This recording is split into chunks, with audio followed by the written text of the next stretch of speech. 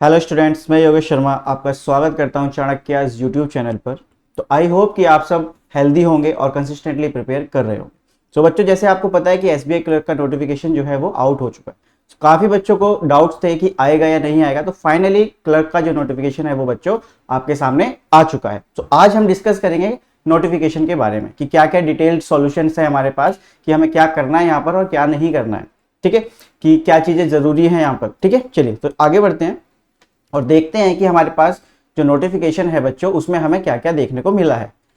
देखिए, सबसे पहले हम यहाँ पे आपको अपने टेलीग्राम चैनल के बारे में बता देते हैं। तो आप हमारा टेलीग्राम चैनल जो है ज्वाइन कर सकते हैं @चाणक्याज चंडीगढ़ पे। ठीक है, यहाँ पे हम आपको सारी गवर्नमेंट जॉब्स की अपडेट्स देते हैं और आपके लिए जो रेलिवेंट है, बिल्कुल जो आपके लिए कंटेंट जरूरी है, वो यहाँ से आपको हम प्रोवाइड करते हैं। तो चलिए एसबीआई क्लर्क नोटिफिकेशन की बात करते हैं। सबसे पहले हम इंपॉर्टेंट डेट्स की बात कर लेते हैं बच्चों। तो अगर आप इंपॉर्टेंट डेट्स की बात करेंगे यहाँ पे, तो आपको दिख रहा होगा कि एप्लीकेशन कब से शुरू हो रहा है। एप्लीकेशन जो है बच्चों वो 17 तारीख से शुरू हो रहा है। आज से ही आपका जो है एप्लीकेशन जो है वो शुरू हो चुके हैं। जाइए और उस फॉर्म को भरिए। तो आप कब तक भर सकते हैं? लास्ट डेट आपको गिवन है कि 7 दिसंबर तक आपकी लास्ट डेट है, कि आप 7 दिसंबर तक उस फॉर्म को भर सकते हैं। Last date for pay exam fees, तो आप एग्जाम फीस लास्ट डेट कौन सी है आपकी? 7 तारीख है वो भी। तो आपका जो लास्ट डेट है वही आपकी पे करने की भी लास्ट डेट है। चलिए, अब बात ये आती है कि हमारे पास डेट्स तो हैं, लेकिन अब हमारे एग्जाम्स कब होंगे या फीस कितनी है। तो आइए डिस्कस करते हैं। एग्जाम्स जो है एसबीआई की तरफ से अभी हमें जो नोटिफिकेशन मिला है उसमें यह बताया गया है कि टेंटेटिव है डेट्स कि जनवरी में हो जाएंगे। टेंटेटिव मतलब अभी बैंक ने डिसाइड नहीं किया है कि एग्जाम की डेट्स क्या है। ठीक है, टेंटेटिव है, बल्कि मोस्ट प्रोबेबली हमारे लग रहा है यहाँ पर कि जनवरी में जो एग्जाम है फेज 1 का वो हो जाएगा। फेज 2 की अगर बात करें तो उसका एग्जाम जो है वो फेब में हो जाएगा, जैसे कि एसबीआई करता ही है, नेक्स्ट मंथ में ही आपका मेंस का एग्जाम करवा देता है। आपकी जो एप्लीकेशन फीस होगी, तो जनरल, ओबीसी एंड ईडब्ल्यूएस, इन तीनों के लिए आपकी 750 रुपीज रहेंगे। बाकी हमारे एसटी, एसटी एंड पीएच वाले जो भी पर्सन हैं हमारे, उनके लिए आपकी जो फीस है वो बिल्कुल 0 रहेगी। और जो आपका पेमेंट मोड है बच्चों, वो आप कैसे भी कर सकते हो, ऑनलाइन कर सकते हो, यूपीआई के थ्रू कर सकते हो, कार्ड के थ्रू, जैसे भी आपका दिल करे आप उसको कर सकते हो। ठीक है, चलिए अब बात कर लेते हैं। ये तो बात हो गई कि डेट्स हो गई। चलिए अब बात होगी कि आपकी एज क्या लिमिट है। ठीक है, एज लिमिट की हम बात करें बच्चों अगर यहाँ पर, तो यहाँ पर बिल्कुल क्लियरली मेंशन है कि 1 अप्रैल 2023 को आपकी मिनिमम एज 20 होनी चाहिए और मैक्सिमम एज 28 होनी चाहिए। अगर इससे कम है, 20 से कम है, तो आप एलिजिबल नहीं है, और 28 से ज्यादा है तो भी आप एलिजिबल नहीं होंगे। ठीक है, और एज रिलैक्सेशन जो है वो मिलती है कुछ जगह पे, हम आगे डिस्कस करेंगे कि एज रिलैक्सेशन आपको कैसे कैसे मिलेगी। ठीक है, चलिए अब वैकेंसीज की बात कर लेते हैं कि हमारे पास वैकेंसीज कितनी आई हुई हैं। आपको पता है कि क्लर्क का एग्जाम है, आपको पता है यहाँ पर कि क्लर्क का एग्जाम है, और क्लर्क के एग्जाम के लिए बहुत वेट था कि आएगा या नहीं आएगा। तो यहाँ पे देखिए, इस बार जो आया है उसके साथ जो वैकेंसीज आई हैं वो एकदम बम्पर है। एकदम आप कह सकते हो कि यहाँ पे दिवाली ऑफर मिला है आपको। तो दिवाली ऑफर में आपको जो इस बार वैकेंसीज हैं वो बहुत ज्यादा मिली हैं बच्चों, क्योंकि आप अगर यहाँ पर देखेंगे प्रीवियस ईयर से, तो प्रीवियस ईयर 4 to 5,000 वैकेंसीज आपकी रहती थी हर साल, लेकिन इस बार आप देख पा रहे हैं 8,000 प्लस हैं। तो 8,000 प्लस का मतलब बहुत ज्यादा वैकेंसीज इस बार आई हैं। तो आपके चांसेस बहुत ज्यादा हैं इस बार एग्जाम को क्लियर करने के लिए। ठीक है, तो यहाँ पर हमारे पास एलिजिबिलिटी क्या है कि आप या तो पास हो, बैचलर डिग्री आपके पास होनी चाहिए, या तो पास हो आप, या फिर आप अपीयरिंग हो। ठीक है, और आपको यहाँ पर एक बात और बता दूं कि नॉलेज ऑफ लोकल लैंग्वेज का यहाँ पर मतलब है कि आप जिस स्टेट से बिलोंग करते हो या आप जिस स्टेट से फॉर्म को फिल कर रहे हो, उस स्टेट की आपको लोकल लैंग्वेज आनी चाहिए। जैसे अगर आप पंजाब से कर रहे हो तो पंजाबी आपको आनी चाहिए, हरियाणा से कर रहे हो तो हिंदी और हरियाणवी आपको थोड़ी बहुत आनी चाहिए। तो ये है यहाँ पर इस चीज का मतलब। चलिए आगे बढ़ते हैं। जैसे कि अभी मैंने आपको एज के बारे में बताया कि रिलैक्सेशन मिलेगा, तो रिलैक्सेशन किस किस को मिलता है ये भी यहाँ पर देखिए कि SC ST वाले हैं अगर कोई पर्सन, तो उनको 5 साल का रिलैक्सेशन मिलता है। मतलब अगर आपकी एज 28 लिमिट है यहाँ जनरल वालों के लिए, तो इनको प्लस 5 साल और इनको मिलते हैं। तो मतलब 33 साल की एज तक ये फॉर्म भर सकते हैं। ओबीसी में 3 साल है, तो मतलब +3 इसमें हो जाएगा। पीडब्ल्यूडी वाले जो है बच्चे, जनरल और ईडब्ल्यूएस, उनको 10 साल का रिलैक्सेशन है। SC ST वाले हैं उनको 15 साल का रिलैक्सेशन है, और ओबीसी वालों को 13 साल का रिलैक्सेशन है। तो आप इसको रिलैक्सेशन को ऐसे रखेंगे बच्चों कि ये 28 के बाद इसको रिलैक्सेशन मिलेगा, 28 के बाद रिलैक्सेशन शुरू होगा, ना कि 28 तक। ठीक है, चलिए आगे बढ़ते हैं, एकेडमिक क्वालिफिकेशन की अब जरा यहाँ पे बात करते हैं कि एकेडमिक क्वालिफिकेशंस में क्या क्या चाहिए। तो देखो, जैसे कि मैंने आपको बताया कि ग्रेजुएशन कंप्लीट होनी चाहिए आपकी, मेजर जो रोल है यहाँ पर वो ग्रेजुएशन आपकी कंप्लीटेड होनी चाहिए, ठीक है। तो अगर आपकी ग्रेजुएशन है तो आप यहाँ पे एलिजिबल हैं। लेकिन अपीयरिंग की बात भी हुई थी। अपीयरिंग की बात बच्चों यहाँ पे ऐसे है कि आपको प्रूफ देना पड़ेगा कि आपका जो ग्रेजुएशन है वो 31 दिसंबर तक हो चुका है। अगर आपका रिजल्ट इस डेट को निकल आता है, अगर कोई अपीयरिंग है और फाइनल रिजल्ट उसका इस डेट के लिए बनती है, मार्कशीट जो फाइनल आपकी डिग्री मिलती है वो इस डेट की मिलती है, तो आप एलिजिबल हैं, अदरवाइज आप एलिजिबल नहीं होंगे। सो प्लीज इस चीज का ध्यान रखना बच्चों कि आपकी जो डिग्री है वो 1/1/2024 की ना हो, आपको इसी डेट में पास आउट होना है, ठीक है। तो इस चीज का ध्यान रखना है यहाँ पर। चलिए अब सिलेक्शन प्रोसीजर की बात कर लेते हैं कि कैसे कैसे आपका चलेगा पूरा प्रोसेस, ठीक है। सो सबको पता है कि एक पहले प्रीलिम्स होते हैं और फिर एक मेंस एग्जाम होता है। तो यहाँ पे देखते हैं कि आपका प्रीलिम्स एग्जाम में क्या क्या आएगा और कैसे कैसे आपको उस चीज की तैयारी रखनी है।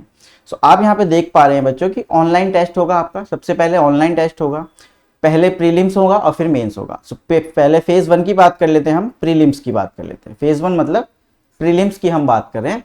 सो अगर हम प्रीलिम्स की बात करें तो बच्चों 100 क्वेश्चंस होंगे आपके, 100 क्वेश्चंस 60 मिनट्स या 1 आवर, आप कुछ भी कह सकते हैं। तो उसका यहाँ पर देखिए आप कैसे टूटता है वो टाइम, कि आपको कितने कितने टाइम किस चीज सब्जेक्ट के लिए मिलता है। तो सबसे पहले आप इंग्लिश लैंग्वेज की बात करेंगे तो इंग्लिश लैंग्वेज में आपके 30 क्वेश्चन होंगे, 30 मार्क्स का होगा और जो टाइमिंग होगी वो 20 मिनट्स होगी। तो बच्चों यहाँ पे एक चीज का ध्यान रखना कि ये 20 मिनट्स सिर्फ इंग्लिश के लिए हैं आपके, इसके बाद जो भी टाइम शुरू होगा उसमें आप इंग्लिश नहीं देख पाएंगे। ऐसे ही न्यूमेरिकल एबिलिटी मतलब क्वांट्स या आप मैथ्स की बोल सकते हैं, क्वेश्चन जो आएगा वो इंग्लिश में ही आएगा, आप हिंदी में कर सकते हैं वहां पर, ठीक है।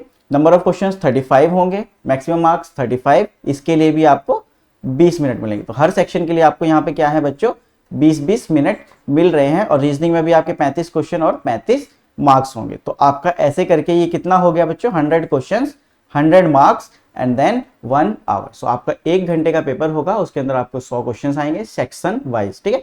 तो सेक्शनली आपको इस चीज को देखना पड़ेगा, आपको अपना टाइम मैनेजमेंट सेक्शनली करना पड़ेगा। चलिए नेक्स्ट देखते हैं, फेज 1 की बात हो गई, अब चलते हैं फेज 2 की तरफ। तो फेज 2 में अगर आप बच्चों देखो तो फेज 2 का जो एग्जाम होता है उसमें 4 टॉपिक्स हो जाते हैं आपके, 4 सब्जेक्ट्स हो जाते हैं, ठीक है। यहाँ पे जो एक एक्स्ट्रा जुड़ जाता है बच्चों, वो ये जुड़ जाता है जनरल अवेयरनेस या फाइनेंशियल अवेयरनेस। तो देखो बैंकिंग का एग्जाम है तो फाइनेंशियल बातें जरूर पूछी जाएंगी कि आप कितने अवेयर हैं उस चीज के। तो बस ये एक चीज यहाँ पे एडिशन है आपका। बाकी देखो इंग्लिश सेम है, क्वांट है एंड रीजनिंग है, ठीक है। यहाँ पे लिखा रहता है कंप्यूटर एप्टीट्यूड का, बट कंप्यूटर के कुछ भी क्वेश्चंस अब उसमें पूछे नहीं जाते हैं, सिर्फ रीजनिंग के ही रिलेटेड क्वेश्चंस आपको वहां पे देखने को मिलते हैं। तो कुछ भी यहाँ पे कंप्यूटर से रिलेटेड नहीं होता है, ठीक है। सो मीडियम ऑफ एग्जाम आपका इंग्लिश रहता है, हिंदी रहता है, आपके जो भी लोकल लैंग्वेज जो वहां पे आपको डिस्क्राइब करने के लिए दी गई होगी या फिर जो भी वहां पे मान्यता मिली होगी गवर्नमेंट की साइड से कि उस एग्जाम को उस लैंग्वेज में करवाना है, तो वो उस एग्जाम को करवाते हैं वो लोकल लैंग्वेज में, ठीक है।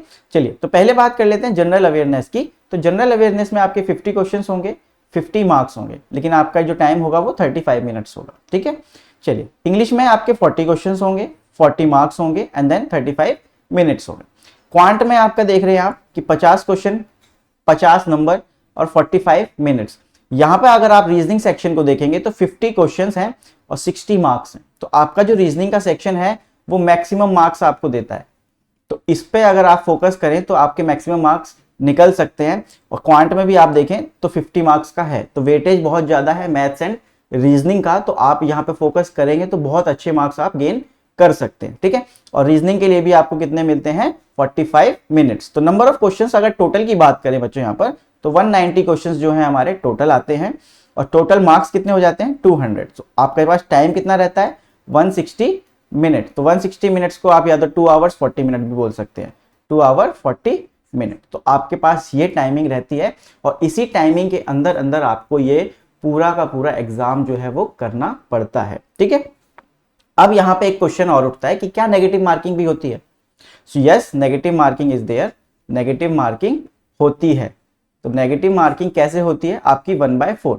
1/4 को अब मैं आपको समझाता हूं, बड़े ध्यान से समझना। 1/4 का मतलब है कि अगर आपका कोई क्वेश्चन है, अगर कोई क्वेश्चन आपका 4 नंबर का है तो आपको 4 नंबर मिल जाएंगे, ठीक है।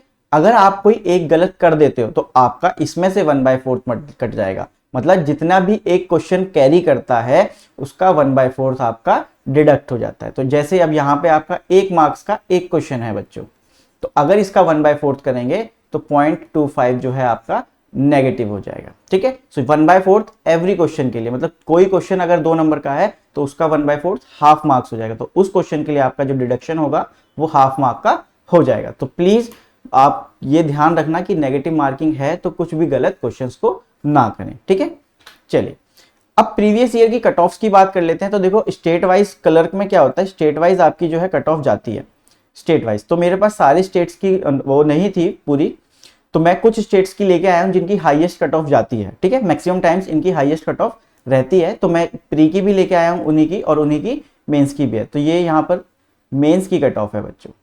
ठीक है, तो ये मेंस की कट ऑफ है। तो यूपी की अगर हम बच्चों बात करें तो देखो 2022 मतलब लास्ट ईयर की बात करें तो 77.5 थी, लेकिन उससे पहले 81.25 गई थी।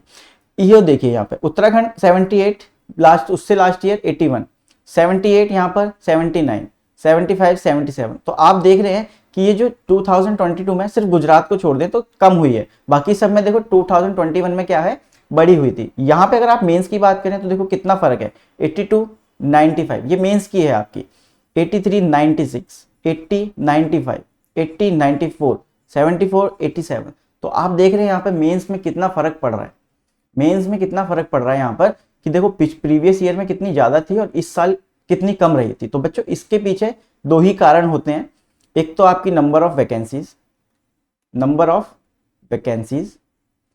ठीक है, तो कट ऑफ देख के घबराना नहीं, कट ऑफ हर साल आपकी वेरी करती रहेगी क्योंकि यहाँ पे कुछ फैक्टर्स जो है वो काम करते हैं। नंबर ऑफ वैकेंसीज, एग्जाम का टफ लेवल, एग्जाम का जो लेवल है वो आपका यहाँ पर वेरी करता है कि आपकी जो कट ऑफ है वो कितनी जाने वाली। तो देखो यहाँ पे इन सालों में क्या था, वैकेंसीज कम थी, जो मैं मानता हूँ कि इन सालों में जो वैकेंसीज थी वो 4 to 5,000 थी बस, दोनों में मिला के। ठीक है, और इस साल हमारे पास 8,000 प्लस है, तो इसका कुछ ना कुछ तो इम्पैक्ट होने वाला है इस बार आपकी कट ऑफ के ऊपर। तो बच्चों यहाँ पे कट ऑफ कम जाने के भी चांसेस हैं थोड़े, क्योंकि वैकेंसीज जो है वो एक तरीके से आपका हो तो अराउंड डबल हुई है, अप्रॉक्स डबल हुई है लास्ट ईयर से।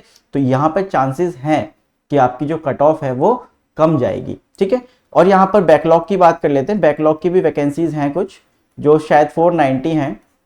बैकलॉग मतलब जो प्रीवियस ईयर वैकेंसीज आपकी फिल नहीं हो पाई थी, तो वो SC ST PH इन वाले जो कोटे होते हैं इसमें ये फिल नहीं हो पाई थी, तो उसको बैकलॉग में रख लेते हैं कि वो वाली भी उनको फिल करनी है। ठीक है, तो ये 490 भी है, तो अगर आप 490 भी इंक्लूड कर लेंगे उसमें तो आपकी 8700 अराउंड जो है वैकेंसीज टोटल में आ जाएंगे। तो लेकिन इस बैकलॉग में एक भी वैकेंसी जनरल की नहीं है, तो जनरल वाले बच्चे अपना स्टेट देखें किस स्टेट से उनको वैकेंसीज मिल रही हैं, या प्रीवियस ईयर की आप अपनी कट ऑफ्स को चेक करें, जो कि मैं यहाँ पे डिस्कस नहीं कर पाया हूँ, मेरे पास कुछ ही स्टेट्स की थी तो मैंने वो डिस्कस की। तो आप प्लीज़ डिस्कस करना अपने दोस्तों से, या फिर आप गूगल करके प्लीज़ एक बार चेक करना कि कितनी कट ऑफ गई थी, उस हिसाब से आप अपना स्टेट चुनना फॉर्म भरने के लिए कि आप यहाँ की स्टेट से कट ऑफ निकाल सकते हैं, इस एग्जाम को क्लियर कर सकते हैं। क्योंकि इस साल जो है बहुत अच्छा चांस है कि आप इस बार एग्जाम को क्लियर कर लें बच्चों। ठीक है, तो इस बार बहुत अच्छा चांस है, प्लीज ट्राई करना और मेहनत करते रहना, बहुत आराम से निकल जाएगा। अब यहाँ पर बच्चों सबसे बड़ी बात, एक सैलरी की अगर हम बात करें, SBI क्लर्क की सैलरी की अगर हम बात करें, तो अगर यहाँ पे हम अराउंड बात करें तो 32,000 आपकी जो सैलरी होती है वो अराउंड होती है। सो सैलरी कोई बुरी नहीं है, बहुत अच्छी सैलरी है। 32,000 रुपीज़ इन हैंड पहले दिन से आपको मिलने वाले हैं, तो ये बहुत अच्छी है, बहुत अच्छी सैलरी है। ठीक है, तो इस पर फोकस कीजिए आप SBI क्लर्क के ऊपर, और पूरा का पूरा जो डिस्क्रिप्शन में आपको मैं लिंक दे दूंगा जिससे आप पूरी की पूरी इसको PDF को पढ़ सके, SBI की नोटिफिकेशन को, उसको भी मैं डाल दूंगा जिससे आप पढ़ सके, और वहीं से जाके आप उसको क्या कर सकते हैं, फॉर्म को फिल भी कर सकते हैं बच्चों। ठीक है, तो चलिए बच्चों, और हम भी इसके लिए कोर्स को शुरू करेंगे अब कि आप लोगों को दिक्कत ना आए। तो हम क्वेश्चंस टॉपिक वाइज लेके आएंगे, हर टॉपिक से लेके आएंगे और हर सब्जेक्ट के जो है डिस्कस आपके साथ करेंगे। तो आप हमारे साथ बने रहिएगा बच्चों। चलिए, और तैयारी करते रहना। चलिए, थैंक यू।